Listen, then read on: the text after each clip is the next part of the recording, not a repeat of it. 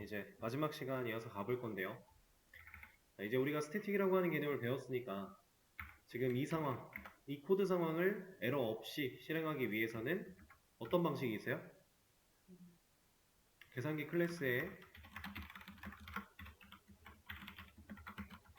스태틱으로 된 합이라는 메서드를 만드는 방식 하나 있겠죠. 그리고 이게 아니라면 한 가지 방식이 더 있을 거예요. 스태틱을 붙이지 않은 그냥 일반 인스턴스 메서드로 만들어 놓고 계산기 타입의 계산기라는 변수에다가 객체를 연결하는 방법도 있겠죠. 자, 이제 여러분들이 제가 저번에 말씀드렸던 한글을 쓰면 좀 불편한 상황이 벌어지는 이유가 명확해진 거예요.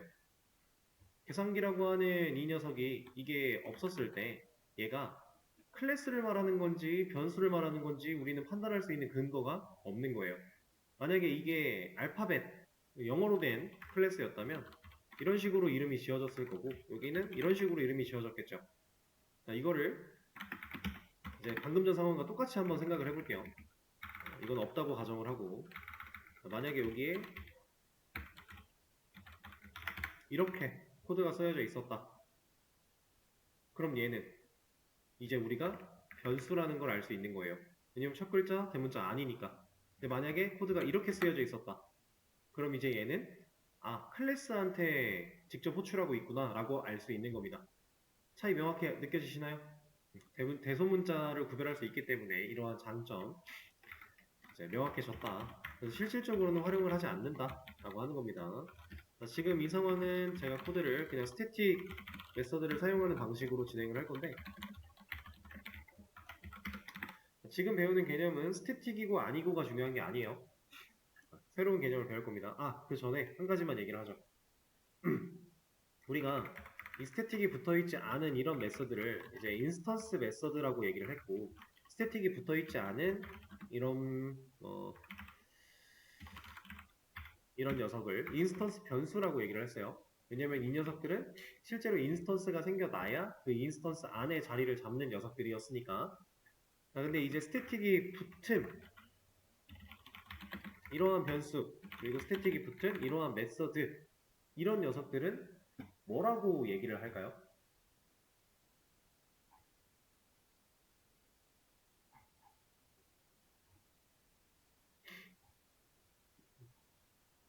얘네들은 뭐라고 얘기를 할까요?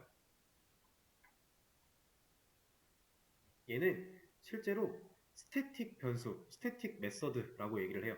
그리고 이거를 조금 자바에서 표현을 할 때 이제 클래스 변수다, 클래스 메서드다 이렇게 얘기를 합니다.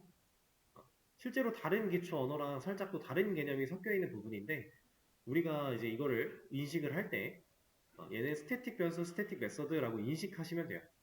그래서 제가 예전에 자바에는 전역 변수라고 하는 개념이 정확히 없다라고 얘기를 했었는데 이 개념이 정확하게는 없다. 근데 우리가 전역 변수처럼 알아도 되는 게 있는데 그거 중에 이제 필드라고 했던 이 녀석 멤버 변수라고 얘기를 합니다. 이 녀석과 클래스 변수가 따로 있는 거예요. 이렇게 보통 얘기를 해요. 그래서 우리가 이해하기 쉽게 생각하려면 스태틱 변수, 스태틱 메서드로 이해를 하셔도 되지만 실질적인 명칭은 이제 클래스 변수, 클래스 메서드 이런 식으로 표현을 해요. 여기서 말하는 필드 멤버 변수 이 녀석이 그냥 인스턴스 변수라고 생각을 하시면 되고요.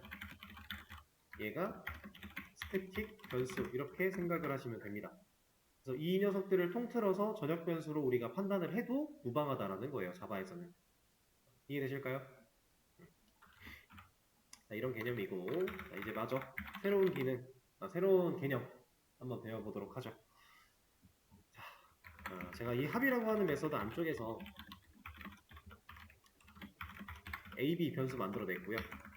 서로 다른 값을 넣어놓은 뒤에 제가 이러한 출력을 실행하겠다라고 했어요. 이 코드 실행 결과 뭐예요? 이거 30이겠죠? 그죠? 자, 합을 더해요. 다 30이겠죠? 이게 다 30일 수밖에 없는 이유는 뭐예요? 우리가 만들어 놓은 합 메서드가 안쪽에서 지역 변수로 A와 B를 만들고 값을 초기화했고요. 그리고 그 둘의 합을 했어요. 그죠? 그러면 한 메서드 한 번 실행했어요. 여기서 첫 번째 실행했을 때 얘를 호출했으니까 이 녀석을 실행을 해야죠. 그러면 변수 선언 초기화 변수 값 연산. 그럼 30 남을 거니까 출력에 30. 자, 그 다음 이거 메서드 그럼 더 이상 코드 없으니까 끝나죠. 끝나면 얘도 더 이상 할 게 없으니까 끝났겠네요. 다음 코드. 또 합 실행합니다. 호출해요. 그럼 이만큼 하겠죠.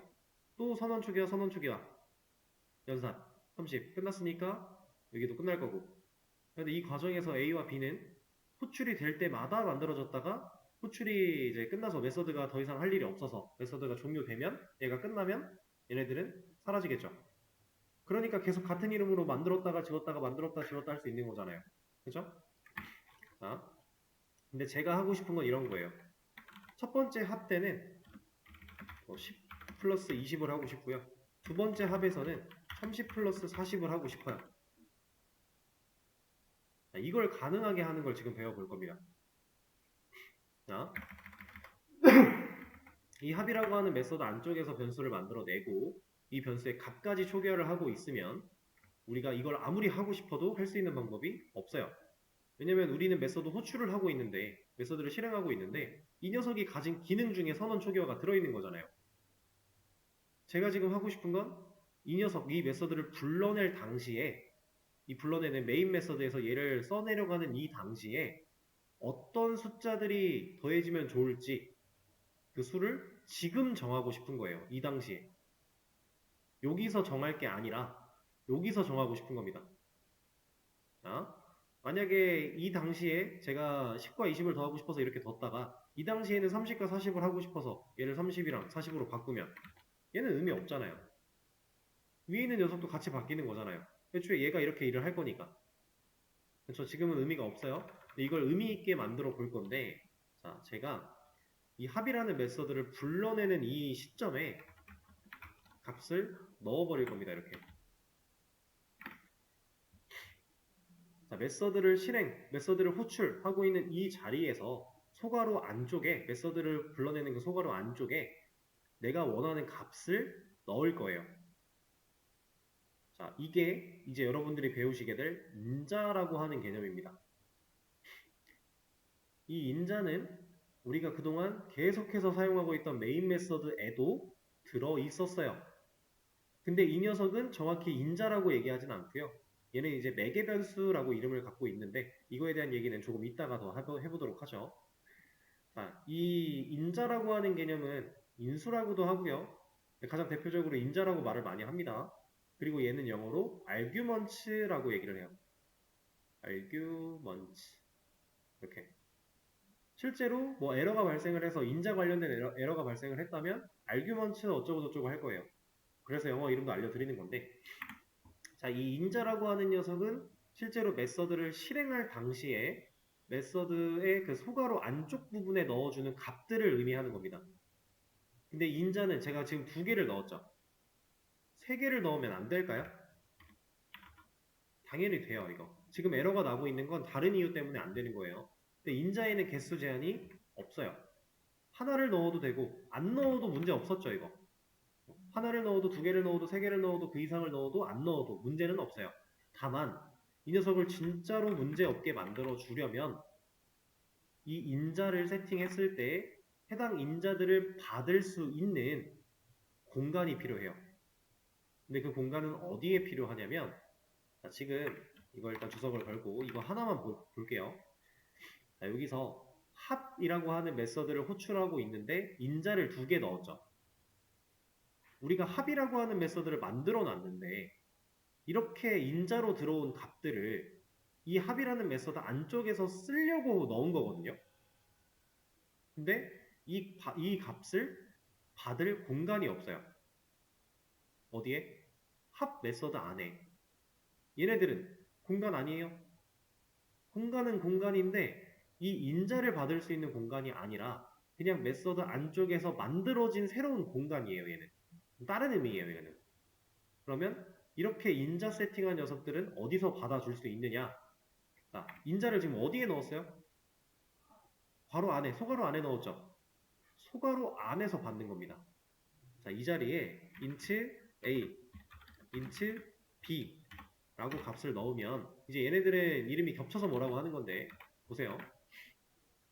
이렇게 넣으면 인자로 넣어준 이 값들을 이 변수가 받아요. 자, 얘네들의 이름이 매개 변수입니다. 이 매개 변수는 영어로 파라미터라고 얘기를 해요. 아규먼트 가지고 뭐라고 했다 그러면 인자 관련된 에러인 거고 파라미터 어쩌고 했다 그럼 파라미터가 잘못된 거예요. 그래서 그런 에러 상황에서 단어를 좀 인지하시라고 알려드리는 건데 파라미터는 이렇게 씁니다. 파라미터 이렇게 사용을 해요. 자, 그리고 아까 전에 제가 말씀드렸던 이 부분 얘는 메서드를 호출하고 있는 건가요? 아니면 메서드를 선언하고 있는 건가요? 이 메인 메서드는 이거 얘는 메서드의 선언이죠. 메서드를 호출은 이런 식으로 호출하는 건데 얘는 실제로 이것처럼 합이라는 메서드처럼 만들고 있는 상황이에요. 그러니까 이 자리에 쓰인 얘는 이름이 뭐겠어요? 매개 변수죠 이거. 실제로 얘는 매개 변수입니다. 우리가 메인 메서드를 쓸 때 이 안에 들어있던 스트링 배열 어쩌고 하는 이 녀석은 매개 변수를 의미하는 거였다. 근데 여기에 보면 args 들어가 있죠. 이 args가 아규먼트의 약자거든요. 근데 여기 매개 변수라면서 왜 이름이 아규먼트예요? 왜 아규먼트의 약자를 써요? 라고 생각하실 수 있는데 인자를 여기다가 받았다라고 하는 의미예요. 얘는 그냥 정해져 있는 문법입니다. 그냥 자바에 메인 메서드에서만 쓰는 특별한 녀석이라서 그냥 이렇게 정해져 있는 거예요. 어쨌든 인자와 매개 변수의 개념 메서드를 실행할 때 소괄호에 넣는 게 인자 메서드를 만들 때 소괄호에 넣는 게 매개 변수. 자, 그러면 이제 이걸 한번 예상해 보실래요? 이 실행 결과를. 얘는 30, 얘는 70. 실제로 우리가 원하는 연산이 된다는 겁니다. 자, 이 상황에서 이렇게 인자 두 개가 매개 변수 두 개로 받아진다라고 했어요. 그리고 그 둘의 연산을 했기 때문에 연산된 결과가 나온 겁니다. 자, 이 매개 변수들은 어디서 만들어졌어요? 지금 데이터 타입과 변수 이름이 왔어요. 이거 우리 뭐 하는 거죠? 변수 선언하는 겁니다. 세미콜론만 없을 뿐이지 변수 선언이에요. 그럼 얘는 지금 변수 선언 어디서 한 거예요? 메서드를 만들 때 그 소괄호 안쪽에서 했죠. 얘는 메서드 안에서 한 거로 봅니다. 그래서 이 매개 변수들은요. 지역 변수와 동일한 특징을 가져요. 얘도 그냥 지역 변수예요. 그래서 이 안쪽에서 아까 int a가 있을 때 얘가 뭐라고 했던 이유 같은 공간 내에서 동일한 이름으로 변수를 존재할 수 없으니까 변수를 만들 수 없으니까 뭐라고 하는 겁니다. 얘도 지역 변수예요. 얘가 전역 변수였다면 얘랑 이름 같아도 쓸 수 있어야죠. 실제로 여기에 전역 변수 a를 만든다라고 하면은 얘는 사용이 가능해요. 얘는 전역이고 얘는 지역이니까 다른 공간이잖아요. 그쵸? 자, 이런 개념인데 이 상황은 뭐라고 합니다. 이건 왜 뭐라고 할까요? 얘는 왜 지금 에러가 날까요? 인자가 없어서겠죠. 외계 변수가 있는데 인자가 없어서요. 실제로 그 에러가 맞거든요. 그러면 이 에러를 해결할 수 있는 방법이 위에서 한 것처럼 인자 두 개를 넣어주는 방식이 전부일까요? 그건 아니에요. 얘는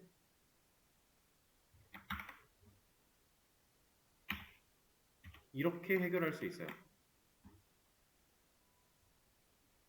자, 이 메서드와 이 메서드 이름 같죠? 우리 분명히 동일한 이름의 메서드를 선언할 수 없다라고 했어요. 이름 같죠? 뭐라고 안 하네요. 실제로 이거 실행도 되거든요. 여기서 A, B 연산은 당연히 없는 변수라 못할 거니까 이렇게 해보겠다라고 하면은 이거 실행도 돼요. 이게 되는 이유는 자바의 오버로딩이라고 하는 개념 때문입니다. 이 오버로딩은 여러분들 예전에 OOP의 특징 제가 검색해보라고 하셨을 때 다형성이라는 특징이 있을 거예요. 그 다형성에 해당하는 특징 중에 하나예요. 오버로딩. 이 오버로딩은 어떤 거냐?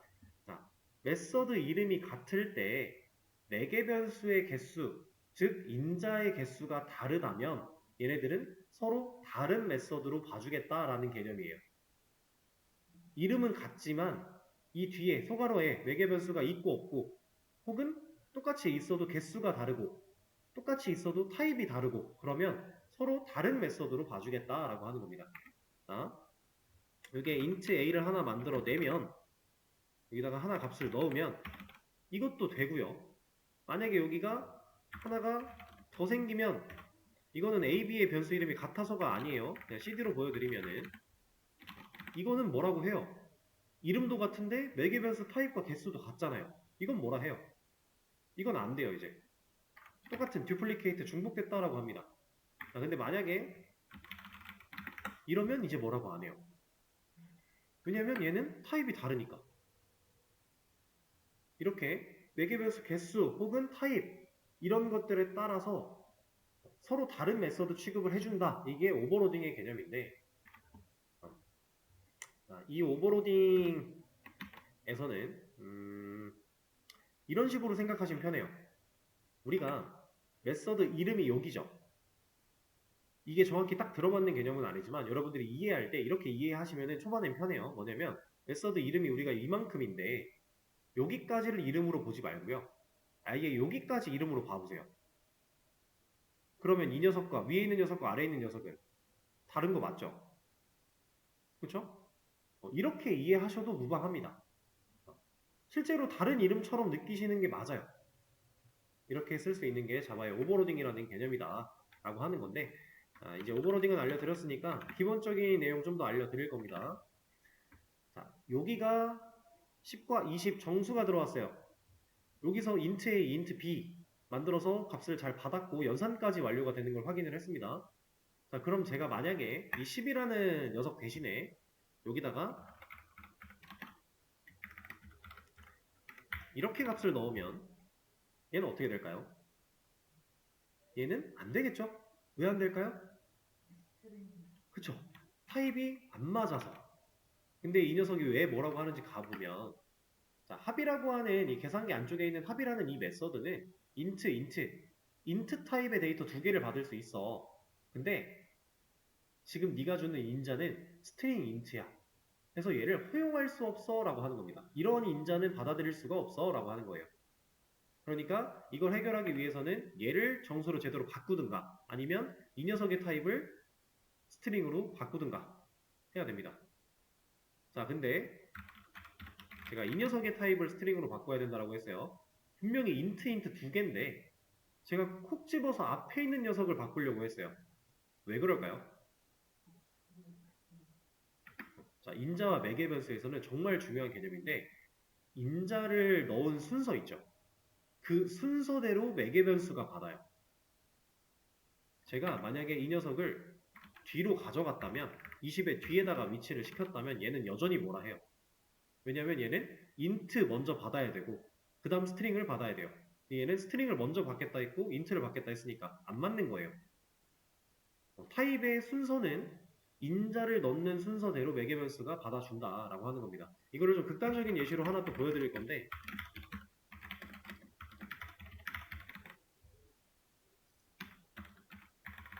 자, 인자는 우리가 원하는 값을 넣는 곳이기 때문에 당연히 변수를 사용할 수 있어요. 그리고 이 변수는 객체도 사용할 수 있어요. 그러니까 객체를 컨트롤하는 리모컨을 가진 참조 변수들도 인자로 들어갈 수 있어요. 대신에 들어간 인자에 따라서 매개 변수를 받을 때 타입을 신경 써서 받으면 돼요. 그런 의미인데, 제가 A, B를 넣었습니다. A를 먼저 넣었고 B를 늦게 넣었죠. 10, 20을 넣겠다는 얘기였어요. 자, 근데 제가 B를 받고 A를 받겠다라고 했어요. 자, 이 상황에서 A는 얼마, B는 얼마. 자, 이 코드의 실행을 보면 얘는 10이고요. 얘는 20이에요, 지금. 그죠? 근데 얘가 지금 A잖아요. 그러면 얘가 매개변수로 갈 때 매개변수에도 똑같은 이름이 있으니까 얘한테 10이 들어가려나? 라고 생각할 수 있거든요. 그러면 이렇게 들어갔다면 10, 20이 순서대로 나와야 되죠. 근데 얘는 10, 20. 그러면 10, 20이니까 20, 10이 나옵니다. 그러니까 이름 같은 건 전혀 중요하지 않아요. 무조건 순서예요. 인자 들어간 순서가 매개변수에 들어간 순서. 이렇게. 이름이 같을지언정 아무 상관이 없다. 근데 그건 사실 여러분들이 당연한 건데 변수가 지금 공간으로 쓰였나요? 이 자리? 이거 값으로 쓰인 거죠. 근데 변수가 값으로 쓰였으면 컴퓨터가 연산을 할 때 가장 먼저 뭐 한다고요? 변수가 가진 값으로 그 자리를 치환한다라고 했어요. 그리고 나서 실행이에요. 그럼 이제 치환을 했으니까 변수 이름이 같은 건 의미가 없지 않아요? 그쵸? 이런 개념이에요. 그래서 진짜로 순서 따라간다라고 하는 거고, 제가 간단하게 타입도 하나 만들어서 보여드리면 지금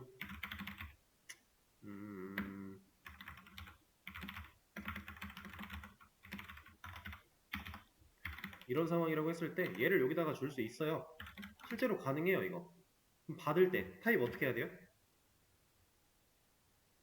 여기 변수 어쨌든 선언을 해야, 매개 변수를 선언해야 인자를 받을 텐데 지금 넘어오는 값이 A 계산기죠. 이 변수는 뭐 들고 있어요?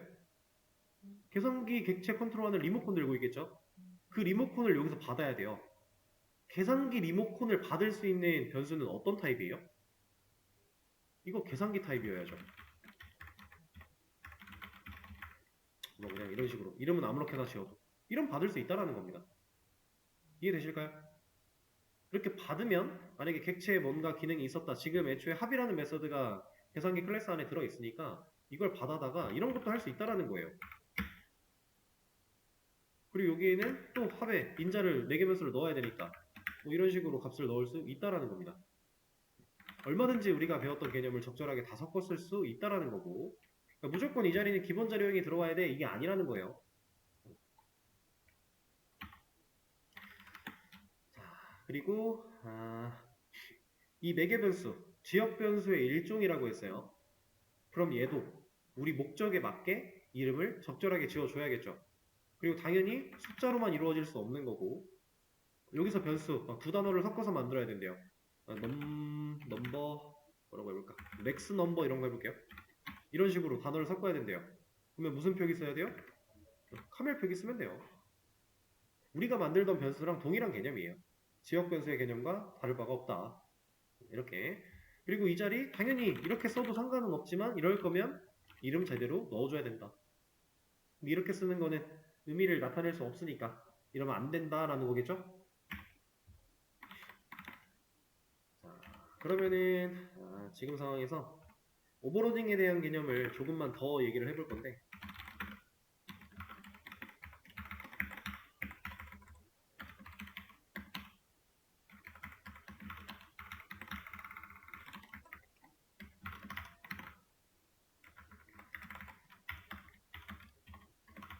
자, 이렇게 했어요. 오버로딩이 되니까 얘네들은 서로 다른 메서드라고 인정을 받을 수 있는 거고, 그리고 그 서로 다른 메서드를 우리가 호출을 하고 있으니까 문제없이 사용이 가능해요. 자, 이 상황일 때 이 코드가 실행되는 시점에 인자 몇 개예요? 2개죠. 자, 이 코드가 실행되는 이 시점에 이 계산기라고 하는 클래스한테 합을 불러내고 있는 이 시점에 이 메서드를 실행해야 될지 이 메서드를 실행해야 될지 자바가 고민을 할까요? 안 하겠죠. 왜? 개수에 따라서 2개니까 무조건 이 녀석을 찾아가는 겁니다. 그럼 이 녀석은 3개니까 무조건 이 녀석을 찾아가는 거겠죠. 이래서 가능한 거예요. 자바가 고민을 만약에 해야 되는 상황이었다면 그때는 안 됐을 거예요. 그래서 애초에 매개변수 이름이 뭐 ABC, AB에 C, D로 달라도 아예 개수까지 똑같아 버리면은 얘는 겹친다고 뭐라고 한 거예요. 이름이 중요한 게 아니라는 거죠. 얘는 변수 이름일 뿐이니까. 중요한 건 타입이다. 이해되실까요? 자, 네. 이걸 2번 쓰면?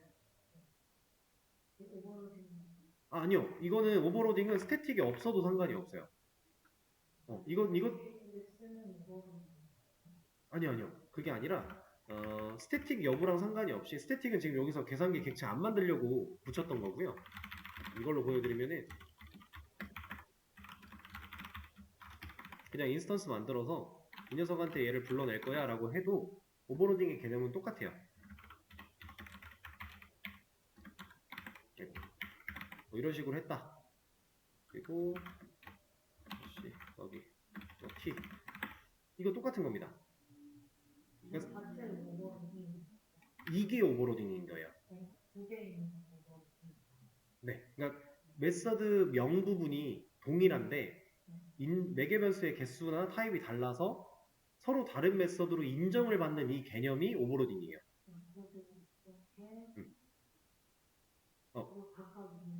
제가 정리를 한번 해드릴게요. 자, 메서드 명이 같지만 매개 변수의 개수, 타입이 개수 혹은 타입이 달라서 서로 다른 메서드로 인정받는 상황, 이게 오버로딩이에요. 이렇게. 그러니까 중요한 건 메서드명이 같아도 쓸 수 있다는 거죠. 메서드명이 다르면 당연히 다 서로 다른 메서드예요. 근데 메서드명이 같으면 원래는 중복돼서 뭐라고 해야 되는데 매개 변수 개수나 혹은 타입이 다를 때, 여기서 말하는 타입은 당연히 매개 변수의 타입이겠죠. 서로 다른 메서드로 인정받는 그러한 상황이 오버로딩에 대한 개념이다. 이런 겁니다. 그래서 나중에 여러분들 오버라이딩이라고 하는 말도 나와요. 이거는 이제 이것도 다형성에 해당하는 내용인데 얘는 이름은 비슷해 보일지라도 전혀 다른 의미를 갖고 있어요. 근데 어쨌든 오버로딩, 다형성에 관련된 내용이었습니다. 그래서 이게 자바 인자에 관련된 내용이고요.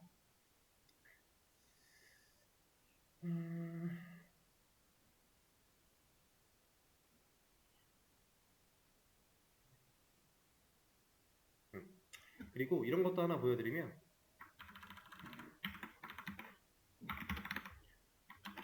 자, 이런 상황에서 우리가 이걸 자동 완성을 사용해 메서드를 만들어 주면 얘가 퍼블릭은 제거하고요.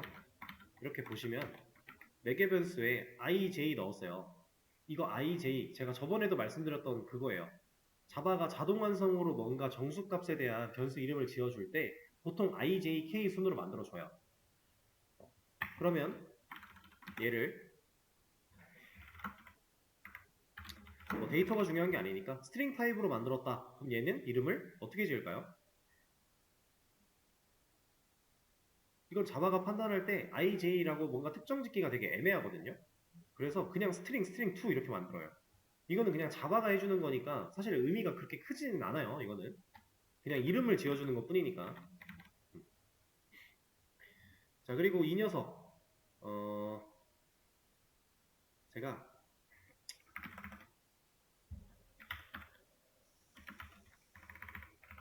만약에 이렇게 만들어 놨고 이 둘을 이렇게 했다 라고 했을 때 자, 이렇게 적혀 있는 매개 변수들은 값을 가지지 않는 경우가 있을까요? 언제?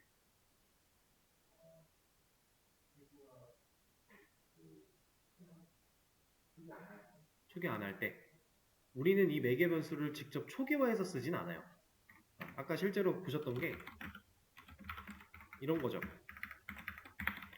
이 상황에서 우리는 이 변수를 선언은 했지만 대인면 선자를 사용해 초기화한 적이 있나요? 없어요. 근데 사용이 가능했죠. 이 녀석에 대한 초기화는 인자가 하는 거예요. 이 값이 여기로 들어와서 꽂힐 거니까 그게 얘네들의 초기화입니다. 그래서 매개 변수는요. 값을 가지지 않은 채로 사용되는 방식이 아예 불가해요. 왜냐면 인자가 없으면 애초에 이 메서드를 부르지를 못할 거니까.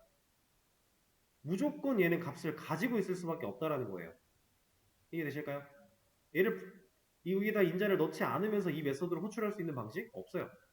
그 인자에 넣는 값이 우리가 일반적으로 쓰는 기본 값이든 뭐든지 간에 어쨌든 뭐라도 넣어줘야 얘가 불러지니까 얘가 호출이 되니까 얘가 비어있을 수는 없다라는 거예요. 애초에.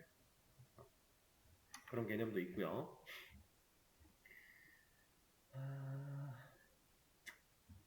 일단은 요 정도? 그래서 인자와 매개 변수를 활용하면 이제 좋은 점은 메서드를 호출하는 시점에 필요한 값을 세팅할 수 있다는 거. 그러니까 메서드가 애초에 아까 처음에 했던 것처럼 이 안에서 뭐 인트 이런 값과 이런 값을 가지고 얘네 둘의 연산을 했던 거라면 우리가 메서드를 호출하는 당시에 유동적인 처리가 불가능해요. 근데 메서드가 애초에 이렇게 만들어져 있다면 우리가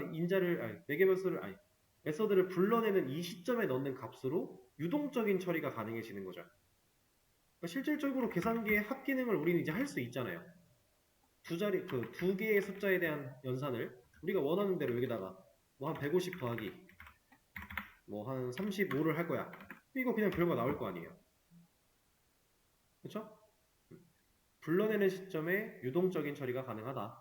이게 이제 장점이고, 그리고 여기 부분이 이제 매개 변수 파라미터라고 얘기를 드렸는데, 얘가 매개 변수라는 이름을 가진 이유가 이 메서드가 만들어지는 곳은 클래스의 안쪽이에요. 그죠? 클래스의 안쪽에서 얘가 선언이 돼요. 근데 이 녀석을 불러내는 거는 당연히 클래스의 바깥이겠죠. 뭐 물론 다른 메서드에서 얘를 호출할 수도 있겠지만 일반적인 상황은 바깥일 경우가 커요. 근데 이 상황일 때 이제 이게 만들어지고 있는 이 상황 바깥에서 넘겨주는 인자의 값을 이 메서드 안쪽으로 연결시켜주는 매개체다라고 해서 매개 변수라는 이름이 붙은 거예요. 이해되실까요? 그래서 메서드를 실행할 때 넣는 건 인자, 인수 혹은 아규먼트. 그 인자들을 받는 녀석들이 매개 변수 혹은 파라미터 이렇게 칭하는 겁니다. 그래서 일단 오늘은 이 정도 개념까지 진행을 하고요. 이제 주말 지나고 다음 주 수업에서는 이제 메서드 관련된 내용 중에 우리가 아직 하지 않았던 리턴 타입 관련된 거 그 부분을 조금 더 알아볼 거예요. 그것까지 알아보고 나면 메서드에 대한 기본적인 이해는 거의 다 하셨다고 보면 되고요. 그리고 뭐 쭉쭉쭉쭉 해서 다음 개념들도 이어져 나가 볼 겁니다. 자, 그러면 오늘 수업은 여기서 마무리를 하도록 할게요. 고생하셨습니다.